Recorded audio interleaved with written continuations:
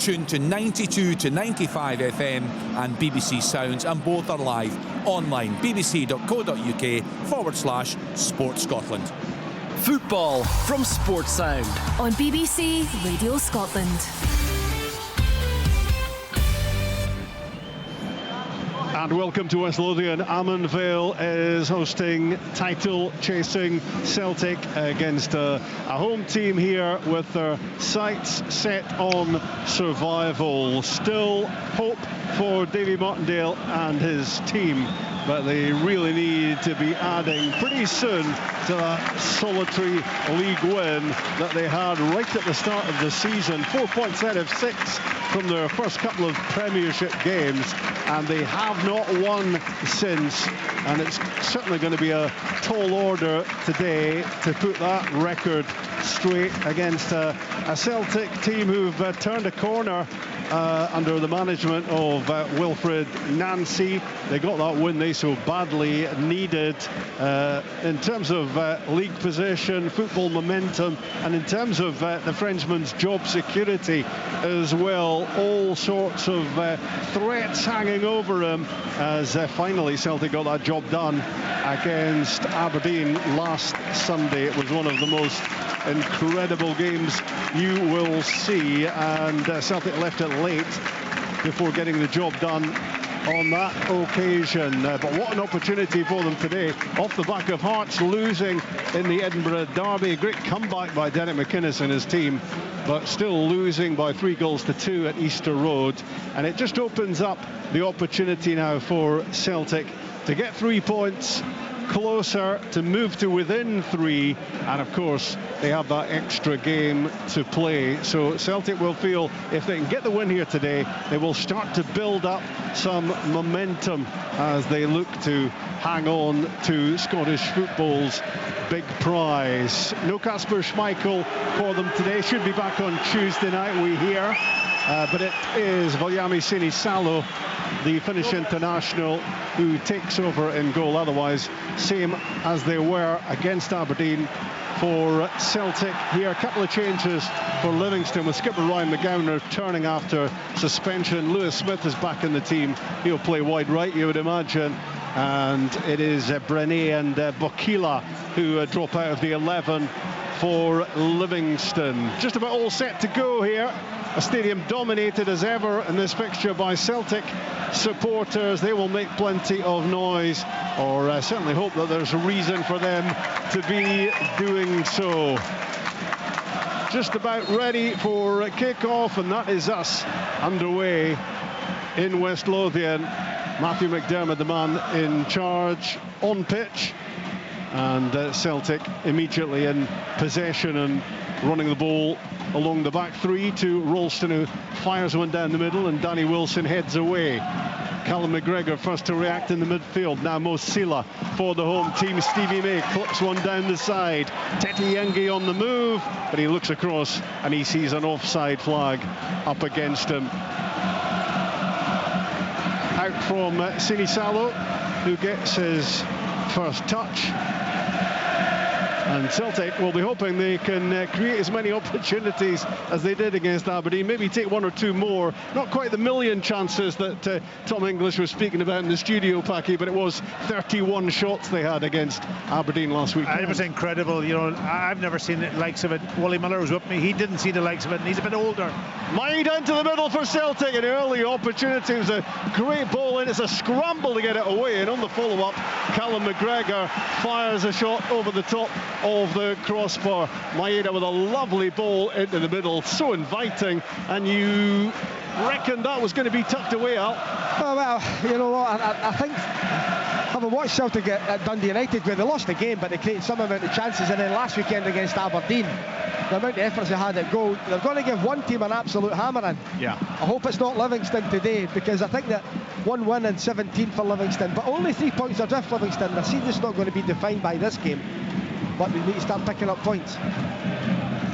Johnny Kenny had chances against Aberdeen, and He could well have got himself on the end of that cross ball in from Maeda. He's still got the L plates on as a main striker. Johnny Kenny, only 22, learning his trade. But certainly opportunities are coming his way. Celtic could have been in front very early on here. Here comes Montano on the attack. He's into the box for Livingston, and it's in. Christian Montano hammers in a left footer in off the inside of the post.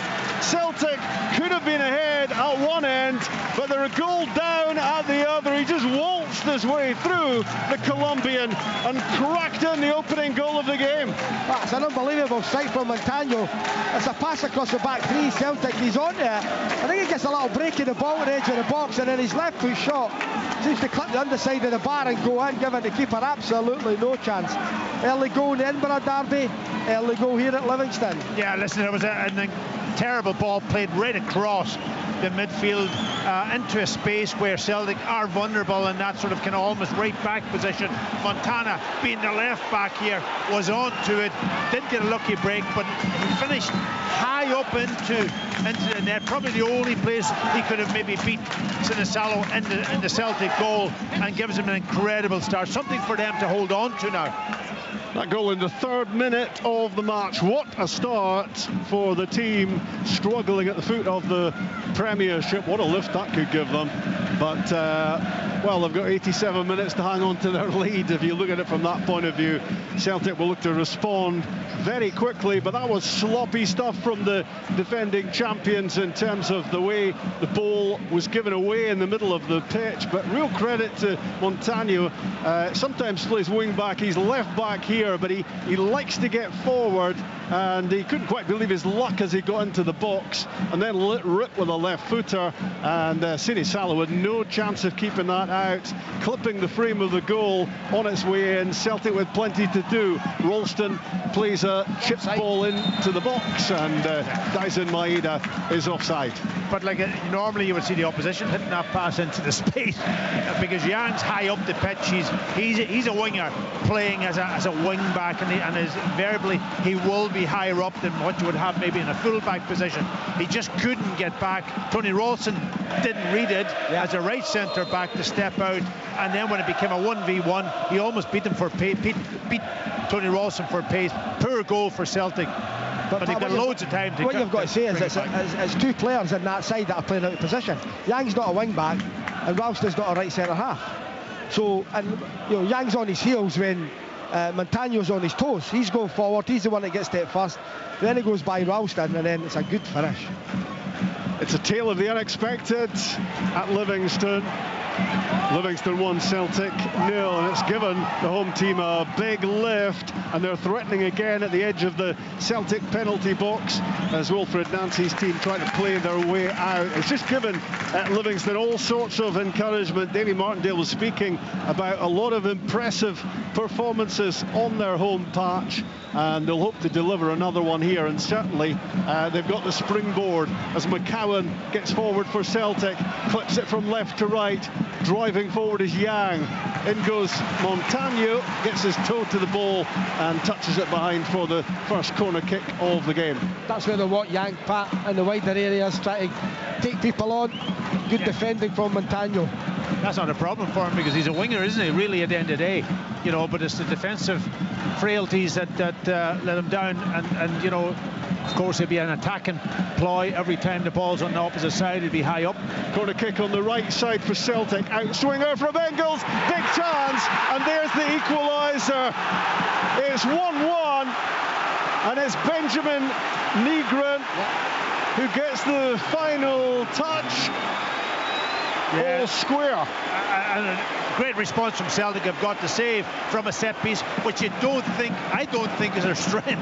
But Maeda had such an easy header initially. I thought he probably came off the side of his head, going almost by the back post. But that man Nygren finds himself always in space inside the box. You did say to me before the game, Alan, he will get into positions anyway, whether he'll score or not. But he does it this time. Listen, he's not at the levels of Frank Lampard, but that guy just runs in the box. He just does it. And I said to you before the game, I expected him to score today because all he does, Rob, is run in that box and gets on the end of things. He's on the move when others are standing still. Yeah, I think it's been a really successful signing, hasn't he? Lots of question marks over some of the Celtic recruitment, but that's goal number 9 for Celtic with only 6 minutes gone. It's 1-1, and add that to his goal for Sweden, and it's 10 already this season for Nygren.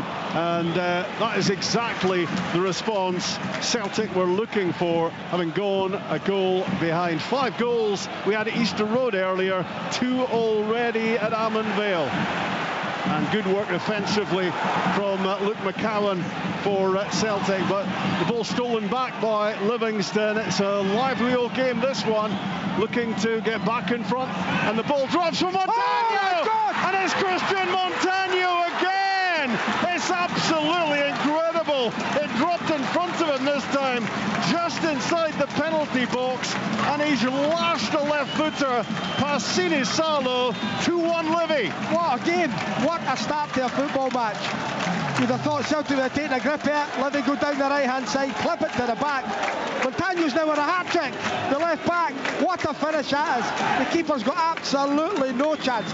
2 Celtic players are under the ball. It comes out to Montano and he smashes it home. But that's again frailties in that, almost defending the back post, which again you don't want wingers to have to do that when your centre half's drawn in. You've got to defend that back space. And there was nobody there. I think Yang also was pulled into a position where he couldn't defend. And Montana, again, very similar to the first goal, maybe a little bit more inside the post, but high up into the goalkeeper's right hand side. I'm not sure if Sinisalo maybe should have been over a little bit closer to his near post and might have been able to get hand to it, but it was high up past him and gives Livingston that 2-1 lead. Incredible game, as you said, Alan. Well, he hadn't scored this season until today. He's now got a chance for the match ball. Exactly. 3 goals in 8 minutes in this game. Quite incredible. A stunning start. And Livingston edged themselves back in front in this game. Yeah, and the Celtic fans are stunned at what they've seen here. Unbelievable. But initially that ball's played almost into the left wing back position for Yangi to almost get himself into that position, and then when the cross comes in, Yang doesn't need to go in there. Yang should not be in tight alongside his other centre half. Dyson Maida fires the ball in. It's a scramble in the 6-yard box. Can Celtic put the ball in the net? Yes, they can. It's 2-2, and it's Yang who's got the final touch on that. It was cut back into the 6-yard box. Ryan McGowan couldn't deal with it. Livingston just couldn't get the ball away. It was all about persistence. Finally, Yang slid in at the back post to prod that in for 2-2. Well, what a game we have. Alan described the last goal, this goal here. It happened so quickly. I'm actually talking about the previous goal when the chance was a smash in the middle of the 6-yard box. Livingston couldn't clear the ball, and eventually it fell to the Celtic player who had the easiest chance to just tap it into the back of net. But quite incredible. It's some game. They're still writing about the 3rd goal, and the 4th goal goes in. Yeah. It's all coming down the same side though. When you see it, it's coming down that left-hand side. Maeda gets to the byline, but runs in, he plays it across. Danny Wilson stretches, and then it's a melee from then on. Here come Livingston again, and the ball is chipped to the byline. Finlayson plays it in, hooked away. Celtic looking so fragile defensively. Every time Livingston get anywhere near them, there's a stumble on the far side. Down went Smith. Celtic get it away, and then there's a sliding challenge on the far side from Pittman and a free kick for Celtic. And maybe we can all take a breath, because that's 4 goals in the first 10 minutes, and the ball is certainly not getting caught up in midfield for any length of time. It is swinging constantly from one end to the other of this game. 2 goals each, and these 2 teams are clearly intent on topping the 5 goals we've seen already in the Premiership today at Easter Road. Well, you want entertainment at Christmas. This is certainly... Just give us a bit of time between the goals, though, Pat. To write stuff down. I'm looking for some in-depth analysis from you two, but there's no time. Well, initially the run from Maeda down into that space, nobody tracked him, and it was a good ball across. I think the defender, I'm not sure who it was, it might have been Danny Wilson, yeah. was at the near post, and he failed to clear it when he probably should have, and that crossed the Shramash, it's a good word, that Shramash, isn't it? That was there. Right in the 6-yard box. When it fell to Yang, all he did was just keep his composure, tap it into the back of the net. See if Arthur Montford got a fiver for every time Stromash got a mention. Incredible stuff. What a start to a football match. Livingston 2, Celtic 2. Difficult match to assess really on what we've seen so far, but a blistering start probably covers it.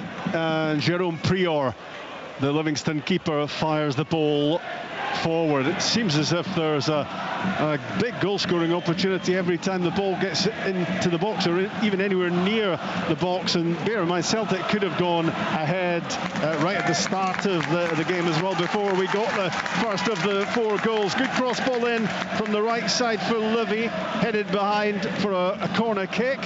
And maybe the goal action is about to continue here. Celtic will hope not, though. And this is, Rob, this is where I think Livingston can take advantage. They're a big side, Celtic not so much. Yeah, Liam Scales, of course, on the bench again for Celtic. They miss his aerial power. In comes the corner, low in at the near post. It's turned behind, and it's going to be same again. Maybe a little bit more air on it this time from... They're all inside that 6-yard box. Celtic got a roll play. Most of them are playing almost zonal, and the movement comes. Well, it's obviously a ploy from Livingston, because the second corner again is played in low trajectory, lots of pace on it at the near post. It's gone behind again, so third opportunity for this Livingston set piece. Height on it this time, back post. Sine Salo under pressure, lots of players around him, managed to get it away. Livingston look to keep the pressure on. Macaulay Tate swings it into the box to Yang, who gets his head to it. Celtic look to break. Maeda knocks it down. And Celtic just slow things down and build it from the back. The ball is with Trusty and now Ralston. Yeah, Celtic just need to get a hold of the ball and keep the ball, because what David Martindale has done really well, he set his team up to play down into those channels, get bodies there, get 2-3 bodies, get into that second phase if they can get, and then hit the back post with a cross, where Celtic struggle really. They've got 2 wingers. Well, don't think Maeda gets back in there. I think it'll be probably McCowan that goes into that left back position alongside Tierney to try to defend, and that's not a lot of height. And on the opposite side, it's Yang who really struggles height wise. I think David recognises there's a lack of partnership between Ralston and Yang on this right side for Celtic.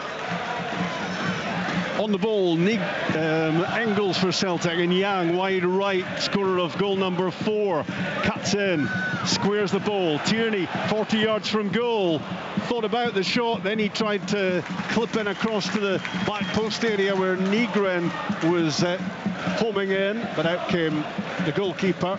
Yeah, the idea... Jerome Prior to make a very comfortable catch. Sorry, Rob, the idea was good, but just I think the pass wasn't a great pass to the back post, just too loopy for the goalkeeper to come and take it.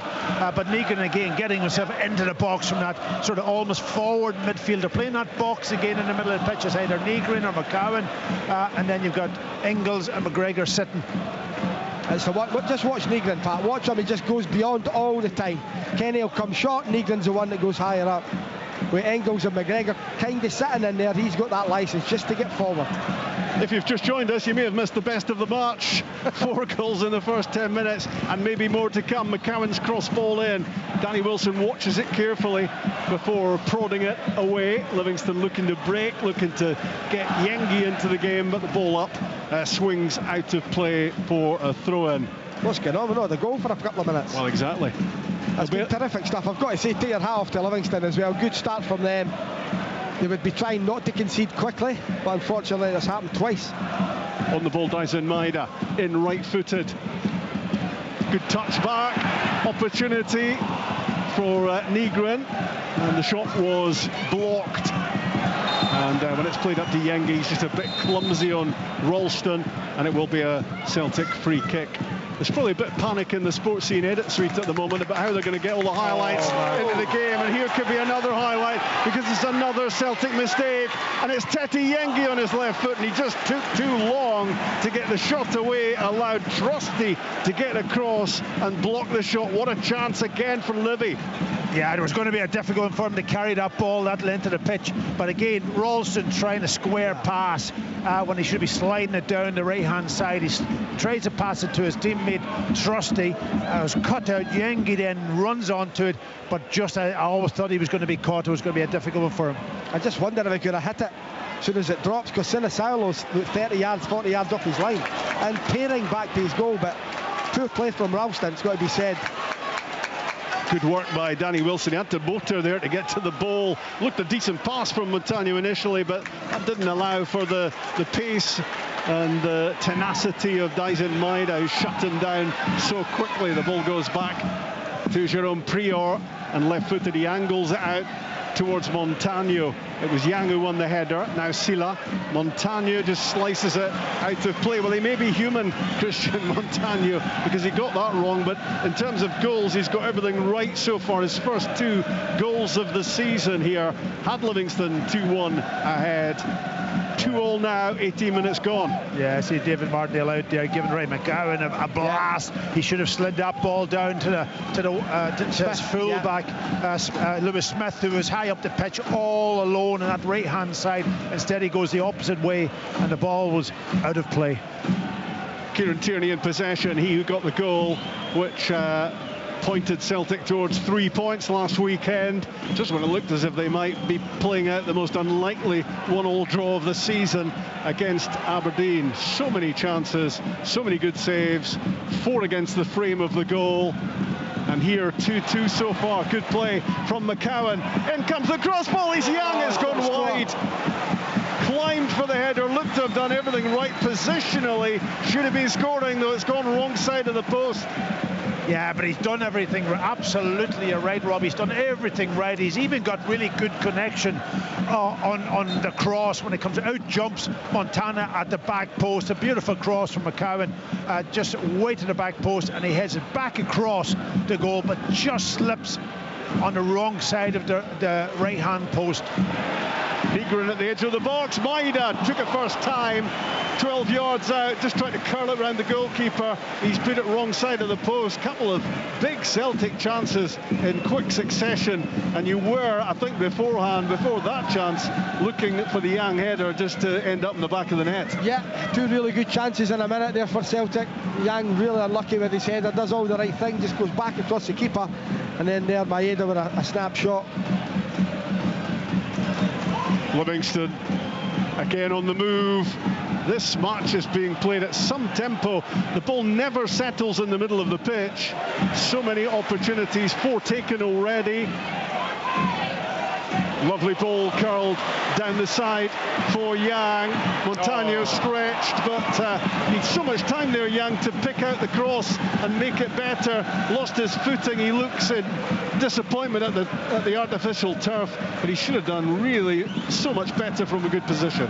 Can't blame the turf. I've got to say, it was a great ball from Ingles down past Montana. Good vision from Ingles, you've got to say, initially, and there was Yang. All he do is slide it across the 6-yard box. He didn't have to do anything fancy, and there was Maeda. I think they also had Johnny Kenny and that man Nygren all breaking into the box, into that near post. You watched it there. Maeda made a brilliant front post run. Kenny the back post, and Nygren just pulled out for the cutback. All options were on for Yang there. That's a great ball played up by Danny Wilson for Tete Yengi. Doesn't quite, though, get the better of Trusty. Looked as if he might get away from him for a split second there, but Austin Trusty recovered well to get the ball back to Sinisalo, and Celtic quickly work it out wide left to Luke McCowan, and now back with Kieran Tierney. A lot to like again about the Celtic performance going forward, but their fragility defensively really exposed again here today, and If you've just joined us, Livingston 2, Celtic 2, and we're almost exactly midway through the first half. Quite a game so far as Tony Ralston changes gear and sprints up to halfway. Now it's Engels with a curling ball forward for Johnny Kenny to chase. Good work from Ryan McGowan, and stayed calm at the back. Wilson back to Prior. Goalkeeper gets it away. Onto it though, Engels. Now it's Nygren, and the crossfield ball for Benjamin Nygren is all wrong, and it slips out on the other side for a throw-in. Yeah, that ball over the top for Johnny Kenny. I thought the goalkeeper was going to come in. I think he made the right decision because he just checked up on this artificial pitch and stayed outside the box. I think it would have been a 50-50 for him, so he did probably make the right decision. But that ball over the top, over Danny Wilson's head, is always going to be danger. Wilson and McGowan, they've been brilliant for their careers, but they're not the quickest between the two of them, and I think that's something that Kenny can certainly exploit. A ball over the top if Livingston push high up the park. I thought McGowan though did really well there, because it would have been easy to panic with a bouncing ball. He stayed calm and he passed it. Celtic in possession, across it goes. That ball again. Trusty and Ralston, and they've caught out previously, Celtic, on a square ball. Looks offside to me there. Yes, down the line for McCowan, who collects it on the byline. The flag stays down, so no offside, and McCowan does well. Maida back again with Luke McCowan, left-hand side, tempting ball in, headed away by the captain McGowan, collected by Yang. Back it goes to Ralston in the middle of the pitch. McGregor, he just keeps it moving in the same direction. Tierney lets rip from 30 yards out, but the shot was always rising, and it's no threat to Prior's goal.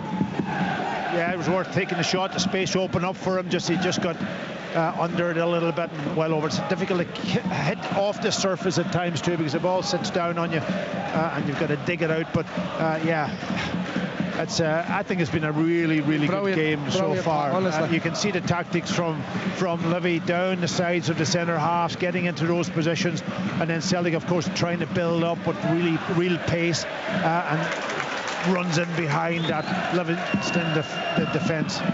It's been well thought out, this, by Davy Martindale. Credit to him. 2-2 at Almonvale. A late challenge on Ryan McGowan. 25 yards out from goal, and it will be a free kick for the home team. Earlier, Hibs 3, Hearts 2. Hibs were 3 goals up in that game. Hearts couldn't quite complete the comeback, and that allows Celtic the opportunity to get within 3 of the top with a game in hand if they can win this one. But winning this one might be a challenge, because having scored twice, they've also conceded twice.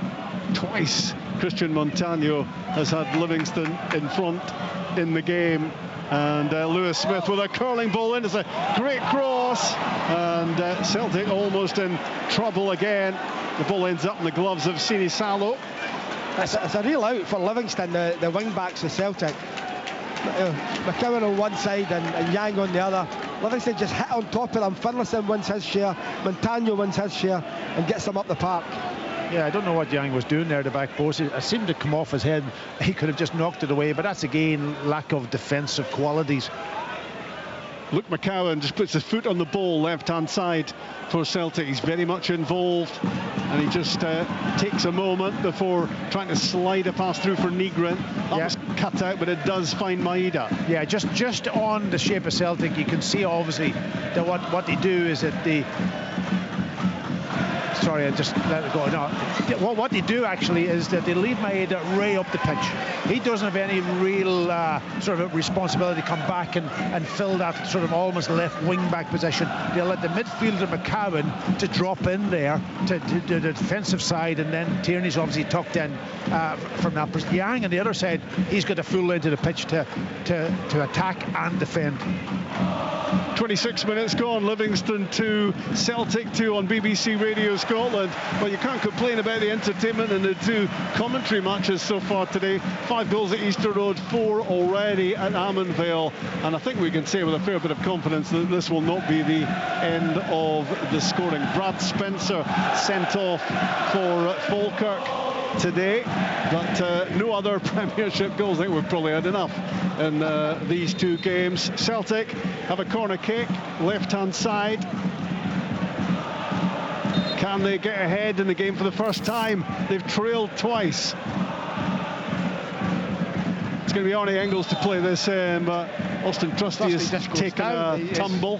He does, yeah. He leans in and he falls down. The only thing I would say, Alan, is that I think it's Danny Wilson is picking him up. He's got his arm kind of round him, almost blocking. You can see it here a little bit. And that might be almost intimidating. Both got their arms round each other. Yeah. Look at Trusty. Looks like an elaborate dance move around the penalty spot between the two of them. They just can't let each other go. It's that time of year, isn't it, where you just want to grab somebody and give them a big hug. Even if they don't want a hug, which is probably apt in this case. Will this corner ever be taken? Arnie Engels swings it in, lots of air on it. Well won by Yengi. Falls at the feet of McGregor. Now to McCowan in the middle of the pitch. Clips it back out wide. For Engels from open play. The ball breaks back towards Yang. His shot is blocked. It spins up and it drops on the top of the net. It's going to be a corner kick as Celtic threaten again. That's lovely play on the left-hand side by, it's Engels into McCowan into Yang. He cuts inside. His shot deflected over the bar. You can just feel the pressure ramping up on Livingston now. Twice ahead in the game. Twice they've been pegged back. 4 goals so far at Almond Vale. Engels with the outswinging delivery this time. Sila gets his head to it, bullets it away. McGregor under pressure. The ball is now with Yang on the right for Celtic. Good pressure from Macaulay Tate, just nipping around the ankles of Yang and forcing Celtic all the way back to Sinisalo, making his first league appearance of the season. He's played a couple of times in the League Cup competition. No Schmeichel today. Should be back Tuesday night is the word on Kasper Schmeichel. Sinisalo twice beaten, but not sure he could have done a whole lot about either. 2 terrific strikes with his left peg from Christian Montano. Heading towards the half hour at Almond Vale. Yeah, that's the other thing that they do when they have the ball. I think it's Tierney that bombs on that left-hand side and leaves his defensive duties behind him. Tierney's cross in, and it was Nygren with his back to goal. Nygren again, handball. It's a handball, Rob. Yeah. Nygren yet again arriving in the box. Tierney with the cross. Nygren's almost on the end of it. But you're right, it's as if the two outer centre-halves in the back three have got a licence to get forward. Tierney and Ralston and just bomb on. And they'll hope that Callum, McGregor and Engels can sit in along with Trusty and make up a solid three. Alan, it does leave them very vulnerable though. Well, we've seen it already. Yeah. You always get taught, build on your back. Come out with a clean sheet. Make sure you're difficulty to concede against. It's not the case with Celtic. Yeah, it's a recurring theme, isn't it? That defensive fragility. No great complaints about what they can do going forward. They produced so many chances against Aberdeen last weekend, and it's the same again here, really, in terms of opportunities. They've taken 2 so far. McCowan right in the middle of the pitch with a licence to roam. Just rolls it for McGregor alongside him as he stumbled. Tierney wide left, back with McGregor again, now back with McCowan 30 yards from goal. Tried to slip in Nygren, it was blocked. Ralston angles a pass wide right for Engels, and now Yang just behind him. Penned in at the moment, Livingston. Celtic trying to find a way through, shuttling it side to side. McCowan again. Tierney looking to find that half yard, gets it. In comes the cross ball, headed away by Montano, tucking in from left back. Celtic have the ball again. All the play is confined to that final third, and it's Benjamin Nygren again, rattling in a left footer. What a sweet strike that was. A double for the Swede, and 3-2 Celtic. What a hit. What a hit. I tell you what, the board have been criticised for some of their signings. You can't say that about Benjamin Nygren. Ever since he's come to I actually seen him in Portugal in a pre-season friendly, and I thought they've signed someone that's going to score them goal after goal after goal, and that's been the case. It was a brilliant finish by Nygren there. Wonderful. Yeah, you're obviously the percentage of chances that he has compared to the goals that he scores. that's a bit that you'll judge him on. The rest of the game, maybe the defensive side, when he's up against good teams, you would question a little bit. But when he's playing in that forward position in midfield, when he has the other people around him to do that side of it, the defensive side, he will get in the box. And that license that he has, what a good finish that one was, though. That's his 10th Celtic goal, Benjamin Nygren. You can't complain about what he's delivering. And when you get into double figures, you want it to be a good one. That was a good one, a very good one. The shot flashed past Prior before he knew very much about it. Great strike, great contact, and Celtic for the first time in the game are in front, having trailed twice early on. 2 players on a hat-trick. Yeah. In the first half. Who's the more likely to complete the hat-trick, do you reckon? I would have said that at the start of the game anyway. The other thing, listen, they can't complain today about that's what, about 5, I think, really good chances. I think Yang and Maeda had 2 chances, but the ratio of scoring 3 goals out of the 5 that's top-notch. That didn't happen against Aberdeen, put themselves under pressure.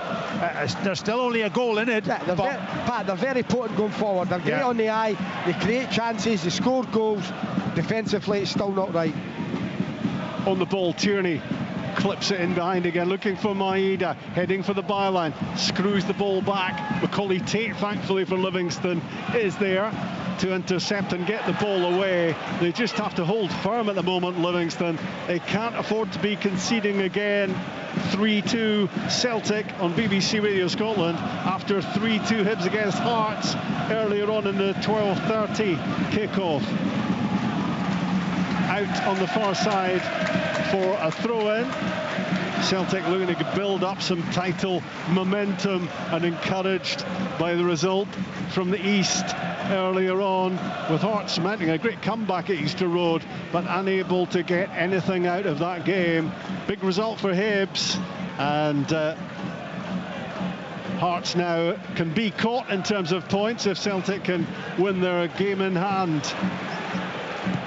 McCowan probing again down the left side for Celtic, and the ball goes out of Danny Finlayson for a throw-in. That's Maeda, he's always going long. Finlayson doesn't know what to do. But you see Maeda, he goes short pat, then checks and goes over the top, and Tierney will play the ball over, or McGregor, and it's a great out for Celtic. It gets them right up the pitch. That's his strength. Play him out on the left-hand side, he'll make those runs as he's doing now. He's still on the ball, he's capable. Maeda spinning back the way to keep possession, finding Tierney. Celtic moving the ball slickly around the pitch, looking like a well-oiled machine when they go forward. Those defensive inadequacies continue to air themselves, but certainly going forward they are hard to stop.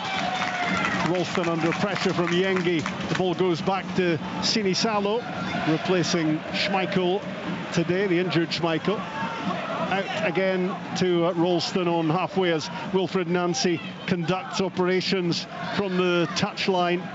Constant arm waving from him as he points his team in the right direction. Forward goes Tierney, slips it towards the byline. A great sliding challenge from Ryan McGowan stops any more damage being done. The ball's gone behind for a corner. Yeah, it's really difficult for the midfielders to track those players too. You've got Nygren, any of them, they all rotate around and they're all able to make those runs, and really then as a 3 central defenders, you just got to spot the run and trying to match it.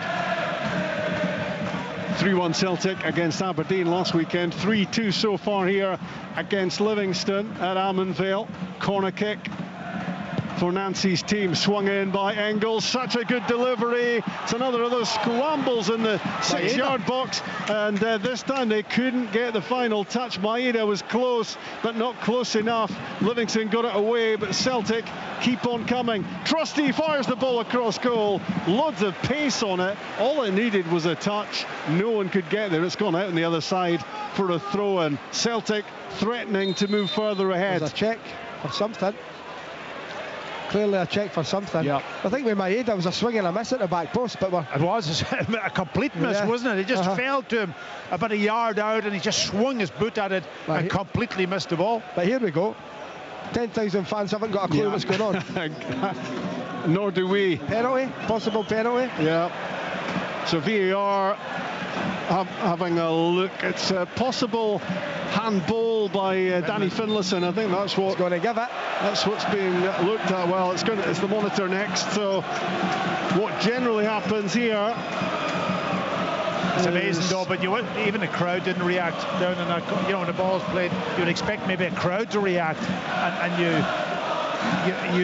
they didn't. So it really is the VAR people up in the gods is picking out this one. Yeah, 37 minutes gone, and now Celtic about to go 4-2 in front. They will have that opportunity if they do get the penalty shout. He's having a fairly lengthy look at this, Matthew McDermott, at the monitor just next to the entrance to the tunnel here at Amon Vale.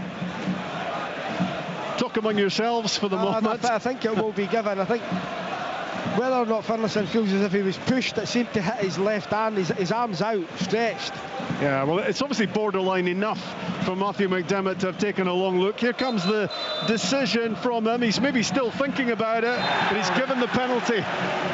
Booing from the Livingston fans, the Celtic supporters, a lot of them behind Pierre's goal. We'll get a good view of this penalty kick being taken. But I'm looking at that, and listen, we played the game for a long time ourselves, but when you're actually pushed a little bit, you're not pushed, but you come up against body contact, and your arm's always going to go out, isn't it? You know what I mean, from that perspective. Is that what it looked like? Yeah. Maid is in beside him, and he's almost given him a little bit of a. It's not a push, it's more a body contact, and your hand is always going to come out. You're trying to head the ball, and your hand's out, of course, and the rules are the rules at the end of the day, unfortunately for him. So penalty, Celtic. Agree, Alan? Yeah, totally. As soon as you see him going over, inevitably he's going to give the penalty kick. I think it's, his arm's out. And if your arm's out now, but he was a little shove on Finlayson. It's his body shape as well. His arm for me is in a natural position because his body shape's half bent. But that's the rules, I'm afraid, for them. Well, they've been twice behind Celtic, and this is the chance to go 2 goals in front. It's Arnie Engels against Jerome Prior. This could be a massive moment in the match. Engels hesitates, then strikes. Prior went one way, the ball flashed in the left-hand side of the goalkeeper, and Celtic have turned this around. They were 1 down, they were 2-1 down. They're now 4-2 in front. Some comeback. That's incredible stuff from Celtic, and I said at the start, I fear for somebody's going to get a heavy one against Celtic, and this could be the day. I know Livingston have scored 2. Celtic could have scored another 2, 3, 4 goals on top of the back of this. And the way they're going, it looks like Callum McGregor, you can see him, he's relentless, he's wanting his team to drive on. Yeah, last weekend that scoreline could have been just about anything against Aberdeen, and this one is in the same sort of category in terms of chances they have had on top of the 4 goals they have tucked away. Yeah, and last week they weren't difficult chances, they were absolute sitters from that perspective. So you could see that it was about to happen somewhere along the line, and today now there are 4 goals in this first half, which is incredible after being losing 2. Christian Montano charging forward, and in the end just showed a little bit too much of the ball to Arnie Engels, who slid in and swept the ball out of play. Stevie May gets the ball into the box towards Pittman for Livingston. It's heading towards the goal line, and it has gone behind for the goal kick. Well, quite a first half, and after 5 goals at Easter Road, it's 6 goals at Amon Vale, 4 of them for Celtic, after Christian Montano scored a double for the home team to have Celtic struggling at that stage. Back they have come though, and there are 4 goals that they have scored, could very easily be 6 or 7 by now, and it might become 6 or 7. That will be the worry for Davy Martindale at the moment, that Celtic will have an appetite to do yet more damage here in West Lothian. I think Livingston need to get the next goal, Rob. I think 2 goals is a tough ask. If it certainly goes to 3, it's going to be a horrible evening for Livingston. Long ball down the left side for Celtic. Finlayson manages to hook it away under pressure from Maeda. Yeah, it's not a bad ball though. Once it's played over the top, the defender's always under pressure, and all he can do is hook it probably out of play to give himself a bit of a respite. Yang right hand side on the overlap. Ralston, great ball in. Poor marking from Livingston, really struggling at the moment defensively, and chances, half chances are coming for Celtic with worrying regularity for the home team. Yeah, I thought Nygren he got himself into that box again, but I thought he could have taken a shot on that time just to even make the goalkeeper knock it out. You know, it's on a tight angle, I know, to beat the goalkeeper from that point. He tried to cut it back, just didn't make the connection, and Livingston survive. That red card we spoke about for Brad Spencer must have been wiped away by VAR. It's now become a yellow for the Falkirk captain. But not much goal action elsewhere, but we probably don't need much goal action. Who cares, Rob, about other games? What's the story here? This is it here. No, exactly. 4-2 Celtic, having got the encouragement, of course, from Edinburgh of Hearts losing. And they're looking to make the most of it, and so far they are making the most of it, and their fans are enjoying the quality of football that they're delivering so far. It's that horseshoe of Celtic fans 3/4 of the way around the ground at Amon Vale, and plenty to entertain them ahead of Tuesday night at Motherwell, their next game. In comes the cross ball for the home team. Stevie May trying to get there at the back post. Celtic doing enough defensively to get the ball away. Do they have a long throw specialist, Livingston? The team at the moment, that was a big feature of Livingston over the years. Yeah, it used to be Craig Halkett actually when he was here. There's Stevie May on the move down the left side.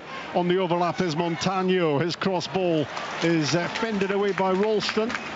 Sliding to hook the ball out.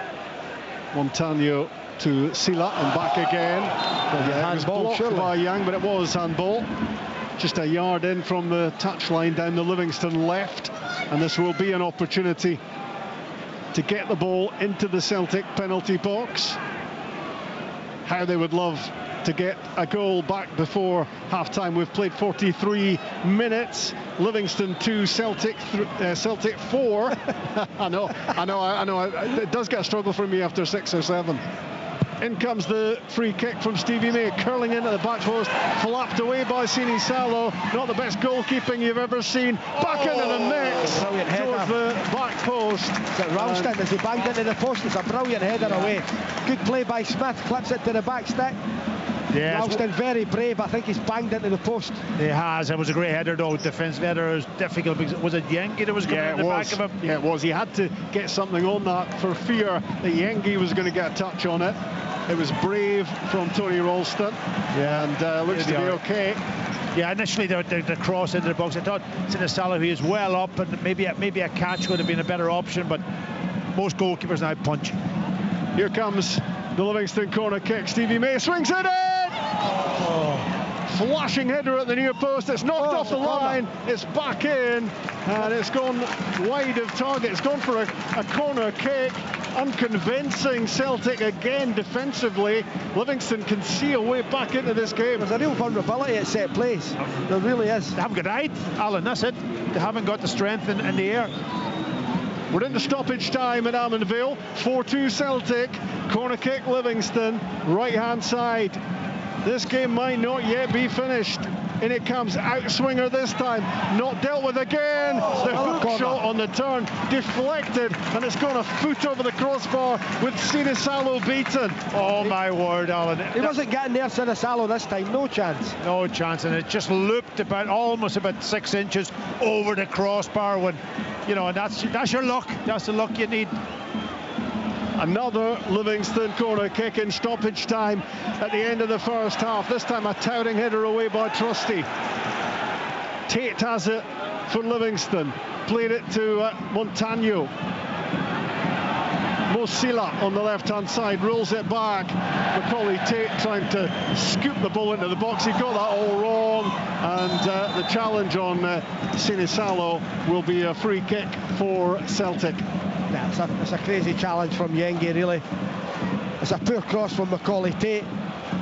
It's easy for Sinisalo to come and collect. Yengi just barges him, referee right in the spot. Yeah. But it showed you again, Pat, 2 corners, vulnerable. Absolutely, and you know what's in every player's mind from Livingston when they get into those wide areas.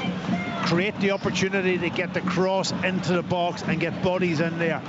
With defending like that, Celtic might need a goal or 2 more to ensure maximum points here, because they're looking less than solid at the back. Middle to front, they're so exciting when you see them. Yeah, I think what they definitely need is they need Carter Vickers back. I know he's injured at the moment. I don't know how long he's going to be out, but I think he would come into that right centre-back position. He's got the pace, he's got the power, lacks a few inches also, but still very, very strong. And you'll see additions. You'll certainly see additions coming in the next week or so. Celtic have the ball with McGregor. The last moments of a sparkling first half. And it fizzles out for them that time, but they have created so much in this first 45 plus 3. Wilfred Nancy's team. Matthew McDermott having a little look at the watch. I'm looking forward to the producer of the programme saying you've got 30 seconds, Rob. I know exactly. It's been pretty incredible with 4 goals in the first 10 minutes. Another 2 to follow that. And Celtic on track to do what they want in this game, and that is to close the gap at the top to 3 and put further pressure on Hearts and look to win that game that they have in hand as well. Well, that was entertainment. That's what you want during the festive period. A 6-goal first half at Armanvale after Christian Montano scored twice early on for the home team. Celtic came back with firstly Nygren and Yang to level things off, but they've been creating chance after chance. Wilfred Nancy's team, a double for Nygren, a penalty scored by Engels after VAR ruled handball against Danny Finlayson. But even though Celtic are 4-2 in front, Livingston will still have hope going into the second half, because Celtic look continually vulnerable defensively. Half-time at Armanvale is Livingston 2, Celtic 4. Every goal. Brilliant goal, my goodness me! Every game. It is absolutely bedlam in the away end! Every kick of the ball. I cannot believe what I'm seeing here! This is Sports Sound Sports Sound. from BBC Radio Scotland. Yeah, you're listening to Sports Sound. Let's get straight to the game at Dens Park. Dundee against Falkirk. Callum Davison is there for us. Big drama, Callum. Yeah, penalty to Dundee on the 47th minute. Actually just hit Yates' hand. He's gone to VAR. Dander's about to step up and take the penalty here. It's been a really poor game so far. Neither team have really had any chances at all to speak of. But this could be a big moment for Dundee in the game and in the season. Yeah, we'll stick with you, Callum. Huge moment here. Yeah, I think Scott Bain's trying to play tricks here with Dander. He's trying to put him off a little bit. Honestly, it's been a really poor game, but this is a big chance. Dander's about to step up and take it. Referee's blowing his whistle. Big breath by Dander. And he scores! 1-0 Dundee, half-time.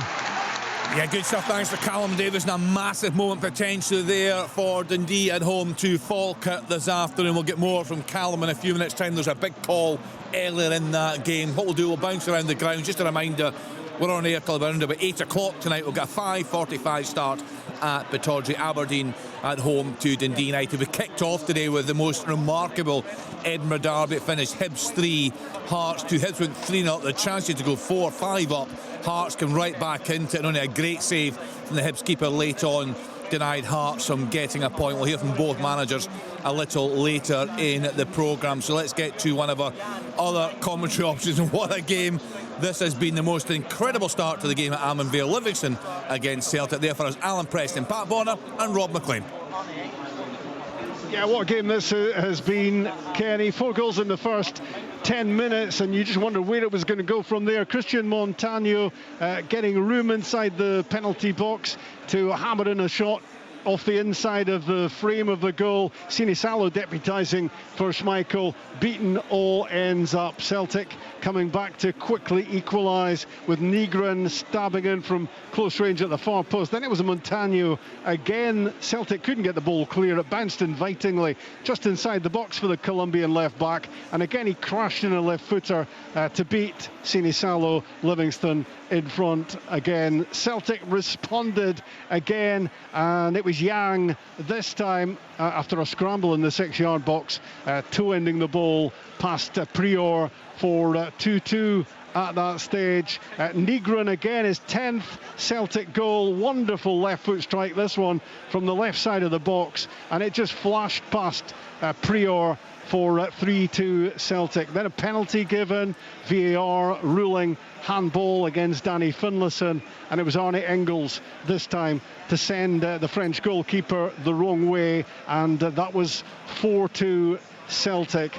But the scoreline doesn't really tell the story of the first half completely. Celtic's defensive vulnerability at odds with the quality of football that they produce from midfield to front. They did it against Aberdeen last weekend, 31 shots. They must be heading in that sort of direction again. Maybe not shots at goal this time, but just all-round chances. But what they have to do is try to keep the back door shut and ensure that they don't need another couple of goals to make the points safe as they try to hunt down Hearts at the top of the Premiership. Half-time in West Lothian is Livingston 2, Celtic 4. Yeah, remarkable first half there. Billy Dodds and Tom English alongside me in the studio. Just two things to talk about there. The penalty award that was given to Celtic. Your thoughts on that one, Billy? And then, as Rob touched on there, the defensive frailties for Celtic.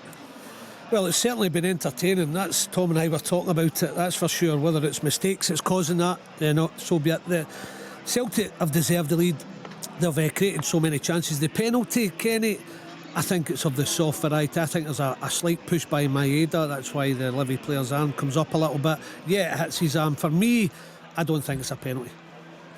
Yeah, I agree. I think there was just a little push by Maeda on Finlayson, I think. Yeah, it was, I think. And it's put him off balance. His arm comes up as a consequence of that. Ball hits his arm. It's a penalty. I think it's unfair.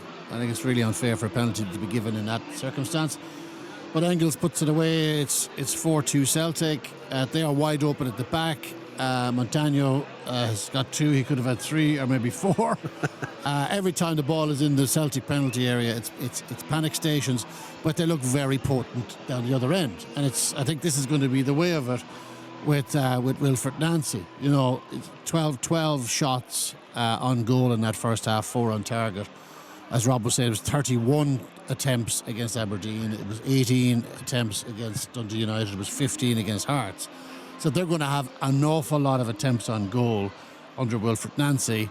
The trade-off for that, I think, it's, if the opposition score 2, Celtic will score 4 or 5. It's the old phrase, strap yourself in. I think it's going to be And that's what we like. Yes. Brilliant first half there. I'm not sure the same can be said of the first 45 minutes at Ibrox. Rangers against Motherwell there for us is Thomas Duncan. No, to be fair, Kenny, no goals to show for it, but it's been a pretty entertaining game. The momentum has swung in different directions. Motherwell certainly had the better of the opening 20 minutes, and Jack Butland has had to produce 3 brilliant saves to keep them out. The first from Fadinger was through in the box. There was another one where Hendry was free in the area, should have scored. He was one-on-one with the goalkeeper, and then one just a couple of minutes before the break. Eli Just was on the end of a brilliant move, did everything right really, but Butland again turned it round the post. Rangers, though, in the middle of the half really came on strong and had chances themselves. JD Gassama really should have at least had one goal. He curled one wide from the edge of the box, and when it was really on for the right footer to kind of shape it into the far corner, and then he had 2 even better chances in the space of a few seconds as he was first denied by Ward. Then he's got to put the rebound in, but Ward manages to claw it away on the line. Asgard's also put one into the side netting, a chance that he fashioned himself really with good footwork on the edge of the box, but found the side netting. And then Fernandez also had a header save just at the end of that first half. So Only 1 point separates these sides in the table. Motherwell a point ahead of Rangers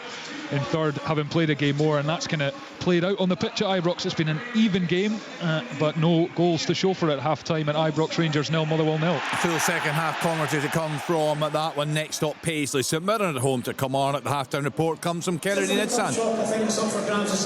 Same scoreline as at Ibrox, but this has also been an eminently watchable game of football despite that goalless scoreline. Lots of energy, endeavour, some nice football, a fair few chances at either end as well. Dan Lundaloo headed over in the first minute for St Mirren before Tyrese John Jules headed straight at Shamal George. Up the other end, John Jules then fed fellow frontman Bruce Anderson, but his shot was easily saved by George, who was then tested by a pile driver of a shot from Lewis Mayo up from the back for a corner.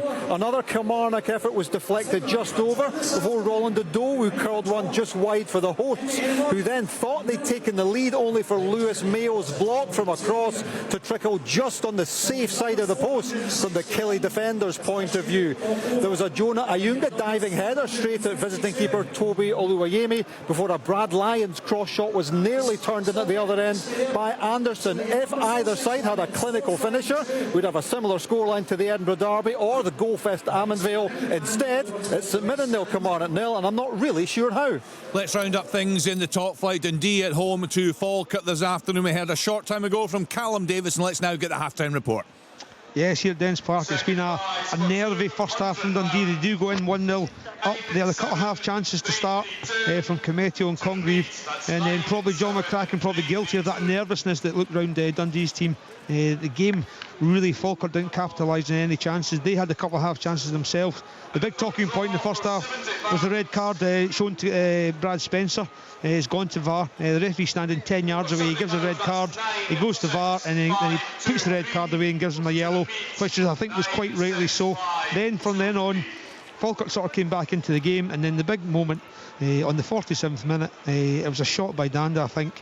Yates then goes to block it, he turns his back, it hits his hand, the referee then goes to VAR, gives the penalty, Danda sticks it away, and Dundee were really happy going in 1-0 at half time. Falkirk, I think if they can win the ball back in better areas, be a little bit more clinical, I think they've got a chance to then obviously get in Dundee, but really both teams struggling to create any real notable, I'm being kind here saying half chances, not really any kind of chances in the game. I think if Dundee get the ball forward to the front three, they'll cause them problems, but again at this present moment in time they'll be happy sitting in the dressing room 1-0 up. Thanks to Callum Davis, who's in the top flight today. A full card, full-time score: Hibs 3, Hearts 2, half-time Dundee 1, Falkirk 0, Livingston 2, Celtic 4, Rangers 0, Motherwell 0, St Mirren 0, Kilmarnock 0. 5:45 start. Full commentary to come from Pittodrie. Aberdeen at home to Dundee United. Let's then drop into the Championship. We're at 2 games here this afternoon. Let's start in Dingwall, where Ross County are up against St Johnstone, and hear from Ian Auld. Half time and it's goalless between bottom place Ross County and league leaders St Johnstone. This one has been tight and at times hard to see why 29 points separate the sides in the league table. The home side had the game's first real chance just short of the half hour when Jamie Lindsay burst into the box to combine with Jay Henderson, who squared for Ryan Duncan, but his effort at the back post blocked by Saints goalie Toby Stewart. St Johnstone's strike force have been lively too. Jamie Gullen watched on as his 30-yard free kick bounced wide of Trevor Carson's right-hand post, and the county number 1 had to be on his toes on the stroke of half-time at full stretch to turn Josh McPake's 25-yard stunning strike around his post. Half-time score in Dingwall: Ross County 0, St Johnstone 0. Thanks to Ian. Next stop, Starts Park for the Fife Derby. Wraith Rovers at home to Dunfermline. Let's hear from Chick Young. Dunfermline ruling the Kingdom of Fife this afternoon. They're 2-0 ahead against Wraith Rovers at Starch Park. Jack Rudden really gave Rovers a fright earlier on. Terrific shot from 25 yards, rattled the crossbar. Having said that, Jack Hamilton had a couple of chances for Rovers to get themselves in front, but the first goal came after 33 minutes. Andy Todd getting the ball over the line, and then a second from the visitors from Dunfermline. Barney Stewart, lovely header, corner came in. I could see the angle it was on. It was going in all the way. The goalkeeper's far post to put Neil Lennon inside. 2-0 ahead. If it stays this way, they will leapfrog Rovers in terms of chasing that top 4 place this afternoon. It's been a fine performance by Dunfermline in this first half. Huge crowd inside the ground actually, and the disappointment for the home support, but the Pars fans away to my right very much in good form. Half time at Starch Park is Wraith Rovers 0, Dunfermline 2. So in the Championship, Arbroath 0, Airdrie 0, Morton 0, Ayr United 1, Queen's Park 1, Partick Thistle 2, Thistle down to 10 men, Wraith Rovers 0, Dunfermline 2, Ross County 0, St Johnstone 0. Into League 1 for you this afternoon. Half-time scores: Alloa Athletic 0, Stenishmuir 0, East Fife 0, Kelty Hearts 1, Montrose 0, Inverness Cally Thistle 1, Peterhead 0, Cove Rangers 2, and Queen of the South 2, Hamilton Accies 0. Into League 2 this afternoon: Annan Athletic 2, Stranraer 2, Dumbarton 0, Stirling Albion 1, East Kilbride 1, Clyde 0, Edinburgh City 1, Spartans 2, Forfar Athletic 2, Elgin City 1. And down in England this afternoon, there was a lunchtime kick-off: Nottingham Forest 1, Manchester City 2, full-time score. Half-time: Arsenal 1, Brighton 0, Brentford 2, Bournemouth 0, Burnley 0, Everton 0, Liverpool 2, Wolves 0, West Ham United 0, Fulham 0. So a choice is listening once again on Sports. And for full commentary of Rangers against Motherwell, tune to BBC Radio Scotland Digital, 810 media wave and extra on BBC Sounds. For Livingston against Celtic, tune to 92 to 95 FM and BBC Sounds, and both are live online. bbc.co.uk/Sport Scotland. Football from Sports Sound on BBC Radio Scotland. Well, we're just taking a breather back at Almond Vale after a breathless first 48 minutes. It was, as it turned out, and 4 of the 6 goals coming in the first 10 minutes. So incredible start to the game, and Celtic will look to kick on from there. They want to be more solid defensively, no doubt about that, but there is a real potency about them as they go forward. They'll be disappointed with only the 13 shots at goal so far in this match after 31 against Aberdeen, but pretty impressive. Packy is 4 shots on target for Celtic and 4 goals. Yeah, I was trying to think there a wee while ago, this team, who does it compare to? I think probably the closest I could get is under Tommy Burns when he had the 4.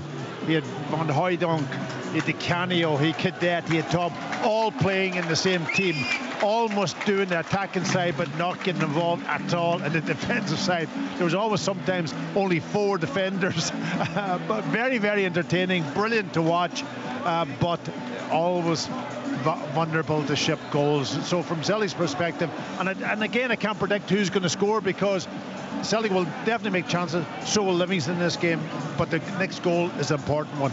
Yeah, that's it. Livingston have to get it to make a game of it. Yeah, and I think with that in mind, Lewis Smith stayed indoors at the start of the second half, and I think it's Jeremy Bokila who's coming off the bench, who's certainly got a goal touch about him. He scored 5 times already this season on limited opportunities.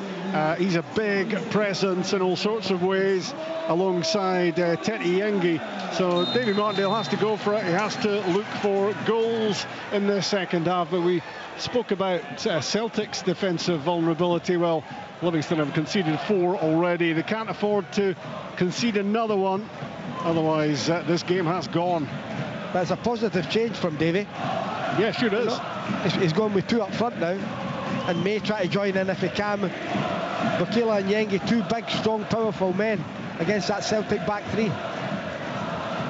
Prior plays the ball out, and McGowan fires it forward. The first touch for Bokila just bounces off his chest, and it gets Celtic going in the right direction. Looked like might have been a foul on Montano. Celtic press on into the box, and Livingston get the ball away. Might have been something to say. The ball headed back into the back of the net. In comes the cross ball from the right side. McGregor on the follow-up, can't get there at the edge of the area. Now McCowan Here go Livingston now, and it's Bhoys running with the ball, right hand side, heading towards the edge of the area. Forgot to take the ball with him, has it now, squares it across. It's Montano on a hat-trick with a shot at goal. It's blocked, it's back to him. He clips the ball into the middle, and Celtic get it clear. Thought he was going to have another crack at goal there for the hat-trick, Montano. And this match starting in the second half, very much the way it ended in the first, with the ball going from one end to the other at breakneck speed. This is madness. It's absolute madness. And he's giving it back to the keeper on his bad foot. And Prior just about manages to get the ball away, and it bounces out for a throw-in. Montano, he actually has a shot when you think he's going to roll at them, and it goes back to him. You think hit it, and he tries to pass it. Yeah, he's only about 15 yards out for the second attempt. Rangers are a goal up against Motherwell at Ibrox, but it's been ruled out, we hear, so that game stays goalless at Ibrox. And of course Dundee are a goal up against Falkirk, that late first half penalty from Danda. Here comes McGregor driving his way through for Celtic, gets the shot away, and down to his left side goes Prior to make the save. I think we might be in for adding to those 6 goals. It's honestly wide open, isn't it? I think Celtic will average between now and the end of the season. Maybe not the games, against Rangers, because the last one was dreadful. The draw was terrible. Hardly a shot at goal. But at the moment, we're averaging about 20 efforts at goal per game. That's them up to about 14 already this afternoon. Yeah, that's fine when you're playing against teams that in this division, no disrespect to any of them, but when you come to European, and they've got still 2 European games to play, they've got to be able to do both sides of it, attacking and defending. Stevie May plays the ball inside for Livingston, looking to get the first goal of this second half, and that would bring the game back to life for the bottom team in the Premiership, as Nygren side foots it back to Tierney. He gives the ball back to Sini Salo. Yeah, and should I say also, making that statement, you've got Hearts and Rangers and those teams to play about, and they're all very, very difficult to play against. Wide open Celtic at times when they play this style. There won't be nil-nils anyway, put it that well. I hope it's not. Certainly, because I'm just saying that, I talked about the Edinburgh Derby was brilliant. One of the Rangers Celtic games early on, the 0-0, the first shot was 60 minutes. It was poor. Celtic look incapable of playing a goalless draw at the moment. Forward goes Finlayson for Livy, crossing halfway, sliding a ball through for Bhoys. Tried to play in Pittman. Breaks back towards Stevie May, hooks it into the middle. It drops at the feet of Macaulay Tate, and instead of taking the shot on, Tate tries to set up Bhoys, and his shot was blocked. Yeah. But offside. Macaulay Tate's got to take the shot on there, to lay it to Bhoys, who's just on the pitch. I think he's just got to rattle it, make the goalkeeper make a save, but I think he was just offside anyway. But it's still another chance created by Livingston, breaking down this right hand side, a cut back, and nobody in an area to defend that space for Celtic. It's almost not at the back post, but it's still in an area where you would might have a full-back coming in to do something, but the wing-back's never going to get there. Yeah. Well, it's certainly encouraging at the moment for Livingston. It is, yeah. What I would say is on Macaulay Tate's right foot, and he's predominantly left, well, very much left-footed. Could he have let it just slip across his body? He could have, opened his body up there and had the hit, but elects to lay it off to Bhoys. He didn't look dead keen to have the shot, that's for sure. He handed it to Bhoys, and that was game over at that point. There was an offside anyway, of course, but it's a very enterprising shape for Livingston here. They have to have a go at it. They're 2 goals behind. They need the next one, and they're pushing for that at the moment. Back the ball goes to Sini Salo, out to McGregor. Back with the Finnish international goalkeeper again. And to his right is Ralston, as Livingston press and try and make life difficult for Celtic defensively. And well, Celtic are making life difficult for themselves defensively. That didn't look clever. Yeah, that was a lunging challenge. To be fair to the referee, he's right on the spot. He's right about 2 yards away, but it just didn't look a clever challenge from the Celtic Park. It looked a stamping, sort of lunging challenge. Yeah, force on it too. He's obviously in the eyes of the referee, made contact with the ball, but he's followed through also. He's dived in, and from when I looked at it initially, I think you had the same reaction, Al. I thought it was a very dangerous tackle to make. Obviously, I think it's I'm trying to say, is it Nygren that's up, and he's walking, so he's obviously not been damaged too. I would have thought that was well worth another look. Well, listen, I'll credit to the referee. He's right on the spot. He's got the best view, and he's waved play on. Nothing to see here, and obviously VAR agree with him as well. So no action taken, and the ball is back in the gloves of Jerome Prior to launch downfield towards Yengi, flicked on, bouncing in front of McCowan, who gets it away down the side, and there's room here to run into for Dyson Maida. It's a really open game, and that is such a big invitation for Celtic in terms of the style of football they're playing. As Livingston press forward, they'll leave gaps. Celtic will look to make the most of that. Ralston in possession to Yang, who scored Celtic's second goal. Yeah, just looking back at that tackle, I think he's kind of half pulled out, isn't he, at the end up? We've seen a clip of it, and he pulls out. Nice footwork from Bokila, but good recovery to win it by Ralston. In comes the cross ball from Tierney. It was a wicked delivery in towards the back post, and it's taken a nick off a Livingston defender on its way out. That's really good defending from Danny Wilson. He's facing his own goal. It's a great ball in from Kieran Tierney again. Wilson gets on the end of it and clears it. Yeah, he's such a weapon down the left-hand side. Tierney, with the quality of his deliveries into the area, it's very much part of Celtic's attacking play. And he's on the ball again, or would have been, had Trusty's pass been better. Here goes Bokila, and across comes Trusty, holding up the hand of acknowledgement that the pass was poor initially to Tierney. There's a real game on here, isn't there? You know, obviously Livingston going with keeping their forward at back, putting 3 into midfield, and then pushing it 3 up front, and it's almost. I'm looking at the players. Pittman, I think that's pushed on to McGregor, and the other 2 strikers are coming really tight and occupying the 2 centre backs, and then Tierney's the one that's kind of maybe bombing on the left hand side. And every time that Livingston get the ball, then they have those 2 targets to play down the side of the centre halves. That's very positive from David. I think he realises he needs to get the next goal. Livingston 2, Celtic 4, as it was at half-time. Lovely take from Maida, twisting his way into the middle of the pitch. He just overran it in the end. Stevie May intercepting, but Finlayson under pressure from McCowan, who's snapping at his heels. Danny Wilson plays the ball across to Christian Montano, who's having some game. I mean, not scored before today. 2 in the first 10 minutes for Livingston here. As Celtic again knock the ball around, and it's easy on the eye. Tierney midway inside the Livingston half, left-hand side, plays the ball back to McGregor. Now Trusty.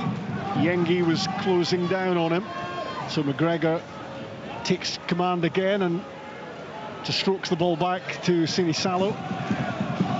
Ralston, Trusty and Tierney left-hand side, halfway for Celtic, who lead here by 4 goals to 2. They're going to score goals, they're going to lose goals the way they're playing under Wilfred Nancy. But they're on track for 3 points, which is the big thing here. Tierney to the byline, it's a great run from him, and he blasts the ball across goal, finds its way to Yang. Great challenge by Montano as Yang looked to set himself up for a shot at goal. Here comes Celtic again. Livingston couldn't keep the ball. Tierney's cross ball in, too close to the goalkeeper, taken by Prior. 4-2 Celtic. Montana did really well in the defensive side, and then he gets the ball. Instead of sliding the ball down to Yengi, he tries a cross-field pass and gives possession back to Celtic and puts him on the attack. Nygren's pass for Maeda. Behind him is McCowan. Left-hand side, at the edge of the box. Cuts in, onto the right foot, tried to bend it in. Didn't quite bend enough, and it was a couple of feet wide of target. 4-2 Celtic. Yeah, decent effort from Luke McCowan there. Quickly ball played out to him, cuts onto his right foot. See what he's trying to do, he's trying to bend it in that far corner. Just not enough whip on it. Not far away at all. Earlier on, 3-2 Hibs against Hearts, which has opened things up for Celtic in terms of getting back to the top of the Premiership. Hearts with a better goal difference, but Celtic with a game in hand, which would give them the opportunity of going level on points. Man down for Celtic. Yes, Tierney, I think, is down again. You know, I'm not sure who it was that ran across it. Sorry, Danny Finlayson. Finlayson came from the almost right back position across the long ball to try and head, and the two of them just clashed. And just, I think he won the ball to Tierney, but just got caught, and he's down. Okay. Gives us a breather, Alan. This game is unbelievable. It's been very good. It's been excellent. You know, no goals in the second half, but we certainly had chances, efforts at goal. You know, good play. I was a bit concerned about you two making it through the 90 minutes the way they started in the first 10. We're fit and we're ready to go. Exactly. Bring it on, more of it. Yeah, 4 goals in the first 10, 6 in the first half, but disappointingly goalless in the second half so far. 4-2. See, this is a commentator. It's all about goals. We're looking at it from a tactical perspective and the action. Good old-fashioned entertainment, Packy. You can't beat it. Here goes Montano, still on a hat-trick as he slips the ball out wide. Macaulay takes cross ball in. Almost an own goal from Trusty. He nipped back in front of the goalkeeper, got his head to it, and you were just looking for the ball in the back of the net for a moment. It's gone behind for the corner. You're just disappointed it's not a goal. It's always a great bit of play down the left-hand side.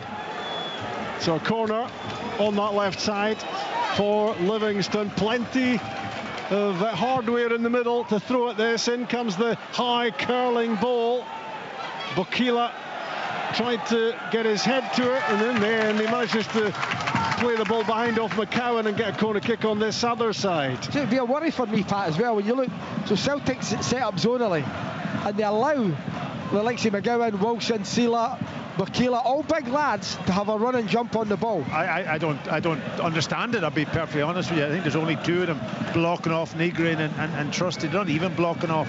Stevie May with a corner kick fired in, lots of pace, headed away by Engels, and the shot from 25 yards out from Mo Sela is well off target. Is that new as well? Corners like that? Is that because obviously they set up along the 6 yard new. box. It is fairly new.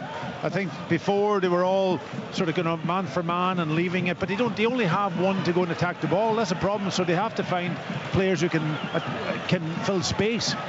It's almost a balance that you've got to have. Wilfred Nancy got off to such a nightmare start with Celtic. 4 straight defeats, including the League Cup final. But he was always very sure about his methods. And certainly Celtic are entertaining, that is for sure. But I think defensively probably a bit too entertaining from his point of view. We're past the hour mark at Almond Vale. Livingston 2, Celtic 4. Teti Yengi taking the ball in and looking to get it back. Lovely bit of football from Livingston. Can they create something from this? Pittman in the middle, collects it on the left side, funnels the ball back, and it's across with Finlayson. 25 yards from goal, clips in the cross. Tierney heads it away. Finlayson gets another bite. Angling out, looking for a half yard to get the ball in the box. Heading towards the corner flag. Squeezes it in low. Tierney can clear, and the ball skims off the head of Sela. And Johnny Kenny was almost away there. Stopped on halfway. They have to take chances, Livingston. But when the ball was played out right side for Finlayson, up went the offside flag. Yeah, he shouldn't have been offside there. He was looking across the line. He's just slow to get back out. He did initially well to get down into the right-hand side, but he should have just been out a little bit quicker. Just a kind of almost a half yard off there, and gives possession back to Celtic. It's a Celtic team, of course, still minus Cameron Carter-Vickers, Alistair Johnston, Iheanacho, Jota, Sirachi. So there are significant players missing for Wilfred Nancy at the moment. Yeah, I think Johnson and I think all of them would make a huge impact. I'm not sure how Jota would get into this team. Probably over on the left-hand side. He probably would get in the way that they're playing at the moment, because Maida doesn't... He could get a game as a wing-back. He's another one that's not great defensively. No. Stevie May on the attack down the left-hand side. Swung it in. It was deflected away towards Scott Pittman. Tate. Montagno's cross ball in. Bokila attacking it. Back post. Down goes Tierney as the Livingston substitute flung himself towards the ball. He was well entitled to go for it, and he definitely adds something in terms of attacking threat for the home team. Absolutely, put the ball in the box. Tierney did well that time to get his head on the ball, and he's coming in. But I think it was a fair enough challenge at the back post. I didn't think it was a free kick. It was just good defending, you've got to say. They certainly make a fist of it, Livingston. They're right in the game. Can they get the next goal? They have to. They're squeezed on, you can see that. They're pushed right on. Trusty in possession. Plays the ball out to Nygren, back to Tierney, down the line for Maeda, goes out off Finlayson. They've negated the midfield, I think, of Celtic. You know, they've gone man for man. It's Stevie May at times, it's Pittman that pushed on to McGregor and the rest, and then go man for man in the middle of the pitch, and that allows them then to get one that's almost second ball and then put it forward to the two big guys up front. Well, they've dominated this last 5-6 minutes. On the ball, Macaulay Tate on loan from Hearts. Back it goes to Wilson. Fired forward. Stevie May, and screaming for it was Scott Pittman. It's a lovely curled ball into his path. Right side of the box. Tries to squeeze it into the middle. Blocked by Tierney. Behind for a corner. Really good play from Livingston. Yeah, Finlayson just should have dropped off a little bit and given him a little bit of space just to lay it into his path. He's got two big guys in there. He went too tight to him at that point in time. Again, down the sides. That's where Livingston are hurting Celtic. Looking for goal number 7 of the game, Livingston, from this corner kick. Outswinging from Stevie May, lots of air on it, back post, cleared as far as Montagno, back to Macaulay Tate, his shot blocked, lots of arms in the air, looking for a penalty, no joy from the ref, and Celtic are on the counter with Luke McCowan, and Yang is to his left. It is for Yang. Was he going to get the shot away? He turns back, twists, tries to get the ball back into the middle, second attempt. Celtic still have it at the edge of the area. Can they get the goal on the break? Now McCowan, quick feet again, 15 yards out, and the shot in the end straight at the keeper. Wrong pass, I thought initially. Yeah. You know, he's passed the ball to Yang, and he had a bit to do on that left side. He's on the wrong side, and I think who was it that was running up his right hand side, but he had 3 or 4 players there trying to hit Livingston on the counter attack. I think if Young had a left foot, it might have been more dangerous. He was keen to get it back onto his right, wasn't he? Played in by McCowan on the counter after Livingston threatened, and there was a fair old shout for a handball, but nothing came of it. And it was Montagno having another crack at that hat-trick. Oh, it's incredible. It could have went anywhere. Yeah. Bodies, they're getting lots of chances, Livingston, round the edge of the box. And any shot, if you take it on, bodies in there.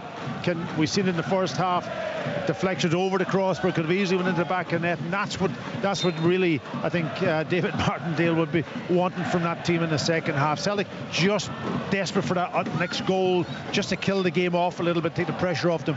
Stevie May floats in the free kick. It's a decent knockdown from Sila, but no takers on the second ball, bouncing into the gloves of Sinisalo, who's conceded a couple already and won't want to be conceding any more on his first league appearance of the season. Out to Tierney it goes, into Kenny, doesn't get the layoff, doesn't get the touch, the ball doesn't stick, and there's groans from the Celtic fans as the ball was played up to the young Irishman. I feel sorry for him, I really do. He's just having a poor time of it at the moment. He's having chances and not managed to take them in there. It was just that was a simple one. Hold the ball in, link it up, away you go. Couldn't do it. Nygren and Yang looking to combine on the right side for Celtic. The ball slips out of play. It will be a Livingston throw in. Just the one change so far from Davy Martindale, but I think there's more activity down in the dugout. Robbie Muirhead might be on soon, and it's fairly obvious what Davy Martindale is doing. He needs a goal. Needs to get somebody to find the back of the net and bring this game back to life and make Livingston believe that they can get something against Celtic. Rob, I was at the game a few weeks ago with Dundee. They were 2-0 down at half-time, and they just kept throwing on striker after striker after striker, and ended up coming up with a point. Yeah. Well, that's the sort of approach that should be rewarded, shouldn't it? Yeah. I think they played well in the second half, very much in the game. Forward it goes from Trusty. This time it is taken in by Kenny, and he tried to link with Maeda. He couldn't get hold of it. Prior launches it down the pitch again for Livingston. McCowan looks to free himself from Scott Pittman. The ball is threaded through. Out comes Prior. Really good goalkeeping from the Frenchman. Great reactions from him. Yeah, Johnny Kenny's eyes lit up that time. You know, he down the side of the centre half. Here's Livingston on the counter-attack again. Oh, Stevie May clips it in. What an opportunity. Well, that had to go in, you feel, for the home team. Bokila flung himself at it, but he sent it wide. That's brilliant play, really quick play. Take down the line to May. Ball first time in. Bokila's on his left foot. Really strong on that side. He's unlucky, just knocks it wide of the target. That's incredible. You know, again, down those sides, Celtic, they're obviously playing with wing backs who are they're not wing backs, they're wingers. They're high up the pitch. Yeah. So that's where they're really, really vulnerable. And Livingston are exploiting it. That there was a brilliant chance, wasn't it? Across the 6-yard box. He's got to get on target. Go in. Yeah, I think that had to go in. Another of the striking changes sees Yenge go off, replaced by Robbie Muirhead. So it's going to be Muirhead and Bokila now. Stevie May supporting Scott Pittman as well, but still 4-2 Celtic. Trusty to Tierney, just underneath us, left-hand side. Forward it goes for Kenny, gets a good touch. Better play this time, yep. And Maeda profiting from that little layoff. And now back again with Austin Trusty on his left foot for Celtic. Stabbed away by Nygren to Ralston. Ahead of him is Yang. Seems like a long time ago that Yang scored the fourth goal of the game. That was only 10 minutes in for 2-2. Now 4-2 Celtic. You can see Wilfred Nancy's just telling his team to calm down there. Yeah, it's not working, is it? Tierney's pass forward, it's a wayward one, and didn't really leave Kenny with much of a chance of getting on the end that time. Played out by Prior. Such a good goalkeeper he's been for Livingston. Not much he could do about the 4 goals that have flashed past him today. Finlayson just taking a moment and then sending it back to the goalkeeper for Prior to clear towards Bokila. It wasn't the most subtle nudge you've ever seen from the substitute. Free kick on halfway. Yeah, definitely free kick. He just nudged him out of the way just as he was going to go and head that ball. Oh, it's an intercept by Macaulay Tate, and he's racing in on goal. He's on his left foot, and he touches the ball inside, looking for Bokila, and Trusty gets it away. Another big opportunity for Livingston to get back in the game. Oh, it was massive. It takes too heavy a touch, can't get the strike off. In comes another cross ball, headed away by Trusty, and behind for the corner kick. Well, they're throwing everything this at Livingston. Yeah, it's another square ball, isn't it? Across midfield and in between the midfield and the defence, and just anticipated brilliantly by Macaulay Tate, but he just needed. I thought he should have taken on the shot a bit earlier. It took one touch too many. Corner kick, Livingston. Swung in from the left-hand side. A towering header knocks it down. Montagno with a shot. Saved by Sinisalo. Again, he goes agonisingly close to getting a hat-trick. Christian Montagno couldn't have struck that any better. And yes, it was over the top of Sinisalo, but it was hit with real power, and it was an important save. It's a brilliant hit, really good. Great technique on demand when he needs it. Smashes it, but give the keeper all the credit. Really big save there. Colby Donovan and Rio Hatate coming off the bench for Celtic. Rangers are ahead against Motherwell at Ibrox. Asgard with the goal in that game, the only one so far at Ibrox. Yeah, he's putting a tatty on, I think, just to try to calm the game down in the middle of the pitch. And of course, Donovan will be on. I'm not sure who he's going on for. He's going on for Yang, so he'll go and play wide right. Play wide right. Okay, so he's got a little bit more defensive down that side. You would expect, but there's still big spaces. You could see all the problems, Pat, were coming down that area because Yang's not got defensive bone in his body. Yeah, that's maybe a little bit of insurance policy for Wilfred Nancy as he makes those changes. Tierney looking to measure a ball down the line, but he's measured it wrongly. He's swung it out of play. Livingston with a throw in midway inside their own half. They trail at home by 4-2.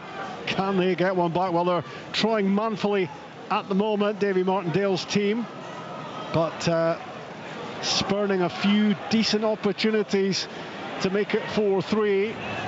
The latest one when Macaulay Tate raced through, showing great pace, but maybe not the final third instinct.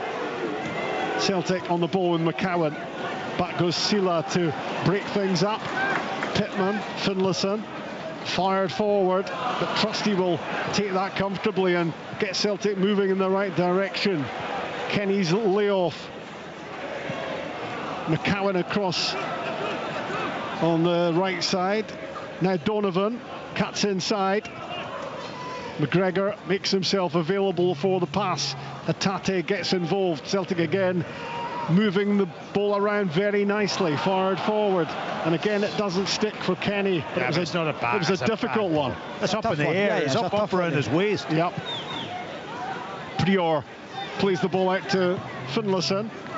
Down the line towards Robbie Muirhead, surrounded by hoop shirts, manages to win the throw.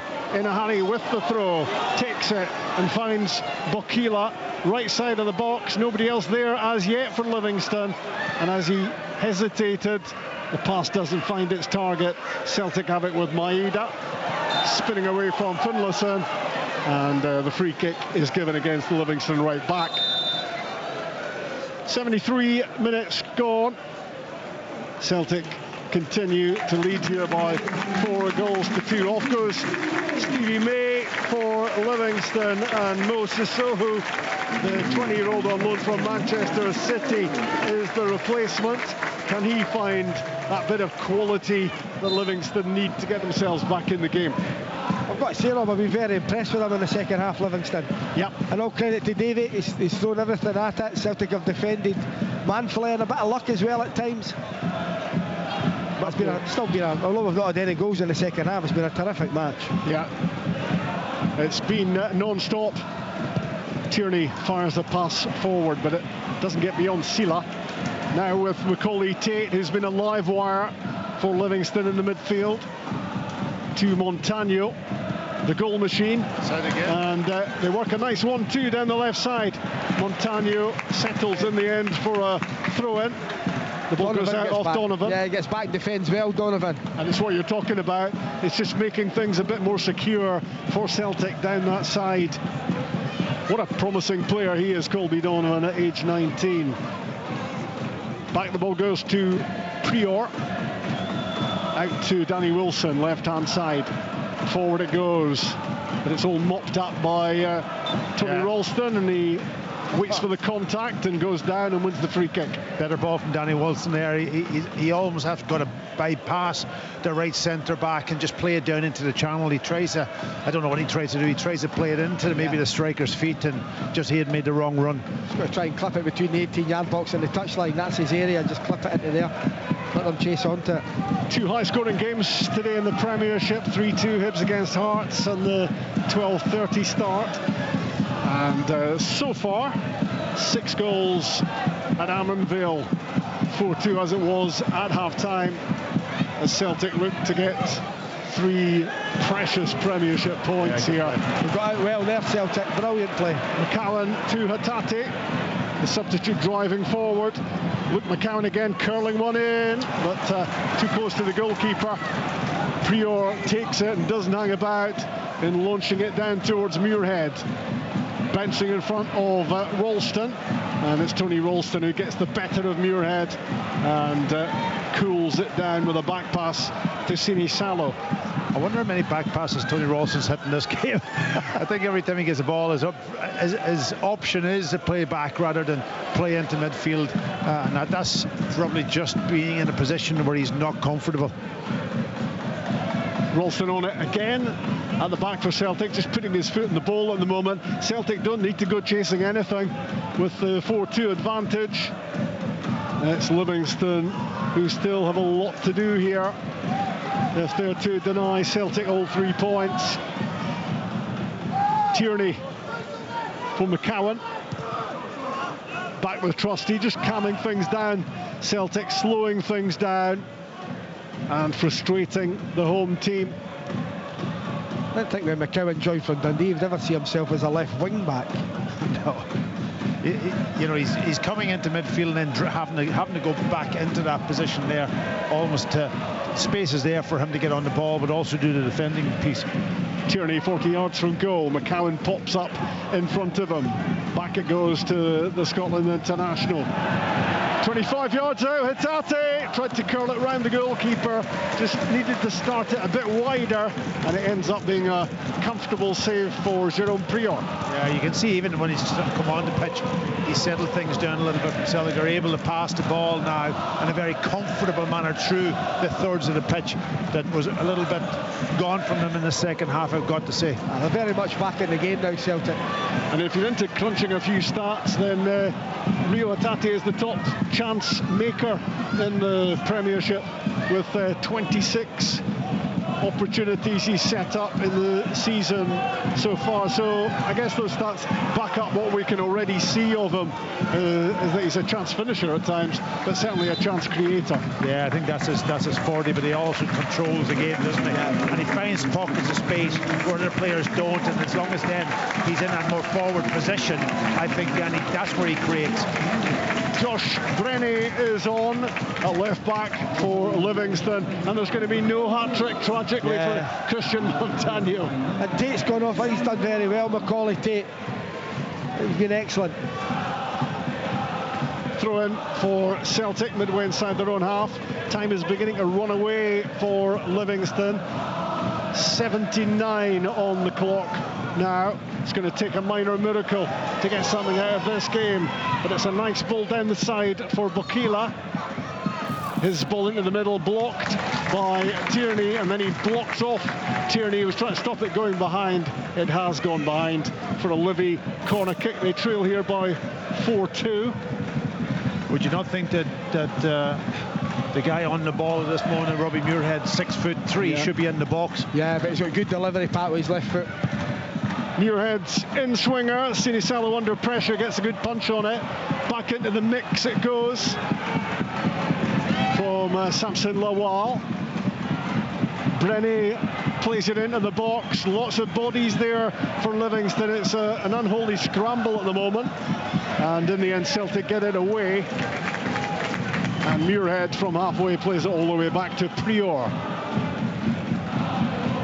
Livingston happy to gamble at this stage. They've been gambling for quite a while, to be honest, with lots of attacking players on the pitch, and what's not happened for them is just getting the final touch, getting the ball in the back of the net. They've gone close a few times, but Celtic continue to hold this 2-goal advantage. Engels cross ball in, headed away, only as far as McCowan. Gets it back from Hatate, and the McCowan shot is blocked. Good defending from Livingston. They will feel that they're still in this game, even at 2 goals adrift. Lovely work again from McCowan with the 1-2, poise on the ball, and crossfield it goes to Engels, wide as Donovan. Colby Donovan, who produced the cross which produced the goal for Tierney last weekend against Aberdeen. That was a vital moment on 88 minutes when Celtic finally got themselves back in front after Aberdeen had equalised miraculously in that game last Sunday. Celtic here 4-2 in front, and a late one on McCowan from Sissoko, and the Man City loanee is shown a yellow card for just going into the back of McCowan. Celtic in control of the game again, aren't they? They're moving the ball around now, and I think those substitutions have probably helped also. Atati definitely, young Donovan on the right hand side, more defensive quality, so Livingston just struggling now to get a hold of the ball, while Celtic are just managing the game really, really well. Just looks a bit as if Livingston's energy has dipped a little and thrown so much at it, Al. I think that if Bakila could put his chance away 10 minutes ago, we've got game on, but it's as if they've just run out a little bit of steam. And Pat's right, I think the substitutions for Celtic have helped them. They've got a grip of the game now, and they're dominating possession. Yeah, just looking to get control of it at this stage, Celtic, and see it out. Tierney's challenge on halfway against Bakila, which Jeremy Bakila didn't fancy, and it's going to be a throw, and it's not going to be a free kick. Off comes Johnny Kenny, on comes Paolo Bernardo for Celtic, and maybe that's a bit of a tribute to Livingston in a way, another midfielder on just to control things between now and full time. Would that be Maeda going to centre forward? Yeah, just a natural change, I think. Here's the Livingston free kick on the halfway line. Robbie Muirhead swings it in behind the Celtic defence. Out comes Sinisalo, had it and lost it. Bumped into one of his teammates, Ralston. I think. Yeah. He's been in the wars, Ralston, hasn't he? He goes with his right foot, misses it, and it puts the keeper off. He comes out, collides with Ralston, loses the ball, and then eventually gets it at the second attempt. That could have popped up to a Livingston player very easily, and it would have been no free kick because Sinisalo had bumped into one of his own players. But Livingston need that little stroke of luck, you feel, at this stage to get a goal back and then have a charge at getting something out of the game. But it looks unlikely as the minutes tick by. Tierney trying the big switch across the pitch. Lawal gets his foot to it. Pretty good bit of defending from him in the end. Now Finlayson can fire it forward for Muirhead to divert the header towards Bakila. Nice cushioned effort with his head from McGregor to Trusty, back to Sinisalo. It's a really awkward back pass to the goalkeeper, and Sinisalo did really well to get a touch and get that away. Yeah, deal with that. He just knocked it up in the air, bounces, and the goalkeeper's got to touch it, and as soon as he's touched it, he's under pressure. It was a Merry Christmas back pass, wasn't it? I think he's done very well. Sinisalo actually considered it was a horrendous back pass. There's no need for it from Trusty to hit it back like that. In comes the throw from Muirhead, dealt with pretty comfortably by Celtic.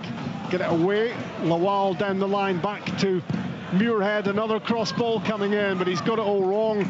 Robbie Muirhead this time. There are a cluster of players in the middle, but that swung way beyond all of them. Yeah, he's taken it early, hasn't he? He just got it out. He didn't look up to see where the players were, and he just tried to put it into the box, just overhead it away to the back post. Again, gives possession back to Celtic. They can control the game. Sinisalo there just passing the ball out. Good link-up play with what I think is it Ingles? Ingles, yeah. 6 minutes of the 90 remaining, and Celtic are closing in on their target of 3 points from this game on the day that Hearts lost at Easter Road, so it all gets tighter at the top in the Premiership, and Celtic look to launch themselves into a winning run if they can, having beaten Aberdeen last Sunday, on the way to winning here, and that of course on the back of 4 straight defeats for Wilfred Nancy in his first games in charge of Celtic. It was a Nancy nightmare at that stage, but he looks as if he might be able to emerge from it and drive on in the top job and put some real pressure on Hearts at the top of the table. Rangers winning, of course, at the moment as well. Hibs would hope that they can climb up the table. It could get very interesting at that top end of the Premiership as the season goes on. Nice flick from Paolo Bernardo. Luke McCowan harried his pass forward, nowhere near Maeda. And Livingston get it back to Prior.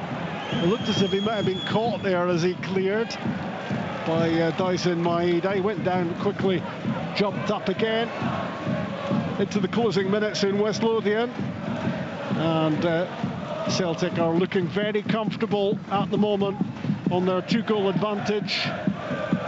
Trusty taking the ball out of defence, getting away from Muirhead, firing it forward. McCowan trying to get there. Finlayson back to Prior. Out to Danny Wilson. Lawal, Sissoko in the middle of the pitch, and the ball is curled forward, looking for Bokila, but he's chasing shadows at the moment, the Livy striker, as Celtic play passes around him. Hatate plays it forward towards Maeda, who's sitting on the artificial turf at the moment, saying, why was that not a free kick? Play goes on, and it's Sissoko. And you just feel the fire has gone out of Livingston now. They've been pretty impressive in their efforts at coming back in this game, but it's maybe proving all too much for them at this stage. It's another game, Rob, that they've been in as well. You know, created chances. Obviously conceded 4, could have conceded a lot more, but they've also, in the second half, made the game of it. Celtic have stepped off it at the start of the second half. Yeah, they don't look like a team that's bottom of the league, I've got to say, in this performance. Luke McCowan on the ball, left-hand side for Celtic. 4-2 up on BBC Radio Scotland. Threaded through for Paolo Bernardo, but he was caught in 2 minds as he stabbed a pass, which was hopeful towards Hatate. Paolo Bernardo again looks to intervene and win the ball in the middle of the pitch. He's down just outside the penalty box, and we're at 88 minutes now. Livingston 2, Celtic 4. Colby Donovan fires in a low cross from the right side, fended away by Wilson. Launched forward towards Robbie Muirhead, chasing it willingly, but Austin Trusty always had that under control, and he gets some help from Ralston, and it's another of Packy's favourite back passes, and he was caught late as he did so as well. Yeah, he had a beautiful pass a little while ago into Hatate, who was in between the lines, in the space, and just threaded it through the midfield. Perfect pass, but I don't see enough of that in that position, because that's a key position in those, you know, you see Trusty taking it on his left foot and giving it, obviously he's got the pass out to Tierney, who's not as high up the pitch. On the other side, of course, normally it's, you know, Maeda, who would be really high, or sorry, Yang would be really high. So he ends up then just 2 minds, and then invariably he goes back to the goalkeeper more often than anything. There he goes again. Well, Dundee could have been down to 10 men earlier on. They are down to 10 men now, but they are still 1-0 up against Falkirk, and that, of course, will be a bad result for Livingston if Dundee get all 3 points, and Livingston are going to get nothing, it seems, out of this one. They just don't want to get cut any further adrift at the bottom of the Premiership after only one league win, I should say, all season long. And it came in August. They haven't won since. Here's the ball down the middle for Bokila. Breaks off to Muirhead, and he blasts it from the edge of the box, and he blasts it over the top. That was a good strike, you know. He just bounced up on him, and he's taken it on the volley, just failed to keep it down. That extra foot, really, and I think he might have, with the pace he got on that ball, I don't see the goalkeeper saving it. Would have been an incredible save, but he just didn't hit the target. Did he have to hit it that hard? Well, clearly he thought so, but it's a good ball for Wilson, and Bokila knocks it down, and Muirhead's onto it, and you'd fancy him from there. He's very capable with his left foot, but you're right, he smashes it, and it's just over the top of the crossbar. He had time, he could have taken a touch. Yeah, I thought he could have maybe guided it rather than smack it, which he did. We're at 90 minutes. We're heading inside stoppage time, and Celtic are going to narrow that gap at the top. Hearts having got nothing out of the Edinburgh derby. We'll see Celtic in their wing mirrors now at just 3 points behind, and of course with the game in hand, Hearts have the better goal difference as we speak. But the way the Celtic team is playing, they're going to trim that goal difference pretty quickly as well. Decent cross ball in from the left hand side from Muirhead, but again too close to the goalkeeper. Packie Bonner is flashing fingers at me. Four minutes. Four of them. Thankfully there were 4 of them. So we're inside that 4-minute stoppage time period, and it's all pretty academic at this stage. Celtic have the game won. Yeah, and listen, to be delighted with this. It's a tough old game coming here, especially when you go a goal down early on. They responded really well. Even then, the second goal, and then very quickly they were back in the game. And I thought always at that point there, as long as they don't give anything away, they were always going to score maybe 1 or 2. The penalty obviously helps. There'll be a lot of discussion around the penalty. I am sure the guys in the studio think it wasn't a penalty, but we here thought it might be when we watched it back, only because of the rule. He was very unfortunate. It's one of those games where probably both managers will be pretty happy. Yeah, I would think so. One thing's for sure, Celtic aren't going to be in any dull games at the moment, but Livingston, if they can show this fight, determination, but we've been saying it all season, it's only been 1 win, which is now, 17-18 games. It's very, very difficult. The result at Dens is going against them. They'll be hoping that Kilmarnock don't win, because while there's hope, you've got to... One thing about this Livingston side and Davy Martindale, they will fight till the very end. I think if you'd say to them at Christmas time, you're only going to have 1 win on the board, but you're going to be 3 or 4 points adrift.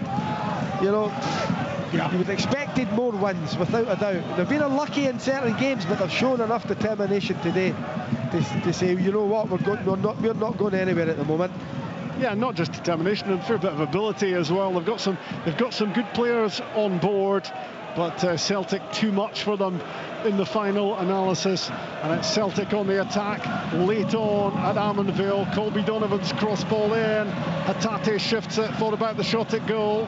Paolo Bernardo, McCowan fires it across, spilled by Prior, but he got help from Danny Wilson to get that away. Out for a throw in close to the halfway line. Robbie Muirhead was trying to get the ball quickly there. He was almost in a wrestling match with the 4th official. That could have been interesting. Yeah, I was just watching there that when Tony Rawson picked the ball up, he drove forward, he continued his pass, continued his run. Tierney was high up the pitch on this left-hand side, and it was a 1v1 at the back. Trusty. And that's them 4-2 up in the last. But that's the way the manager wants to play. Seems to be. They're going to have to get used to it, you know. And he is a constant presence on the touchline as well, waving his arms around, pointing, tweaking things tactically, and making his demands to his players pretty clear. And yeah, I think there's going to be a fair bit of entertainment in watching Celtic this season, both for positive and negative reasons. We're into the last minute of stoppage time, and it does look as if the half-time scoreline is going to be the full-time scoreline, and Wilfred Nancy will be pretty happy about that, to get back-to-back wins on the back of 4 straight defeats to kick off his Celtic career. Does it give you a bit Ange Postecoglou vibes, Pat? To a point, obviously the whole shape is a little bit, but you could say that everything is attacking, everything is almost get the ball down and let's get players bombing forward. And if that's the case and he gets the same success as Ange Postecoglou, then we're in for a treat. But he will need a couple of players at the back, I think. Get Carter Vickers back, probably, to give him a little bit of security. Well, strap yourself in for the Wilfred Nancy roller coaster ride with Celtic. After that shocking start, it's back-to-back wins for the Frenchman. 6 goals at Ammanville, 4-2 Celtic as we head to Ibrox and Thomas.